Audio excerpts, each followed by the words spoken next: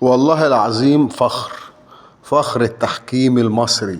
الحكم الدولي المصري محمود عاشور من غرفة الفار بمباراة البرازيل وهاتي في كأس العالم. حاجة تفرح وحاجة تشرف لحكامنا المصريين. حكمنا المصري الكابتن محمود عاشور من غرفة الفار بمباراة البرازيل وهاتي في كأس العالم.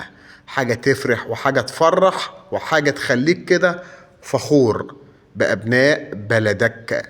كابتن محمود عاشور أحد الحكام المصريين المشاركين في مباريات كأس العالم. في عديد من الحكام المصرية موجودين في بطولة كأس العالم، إن شاء الله هنذكر أساميهم كلهم. فخر لكل المصريين.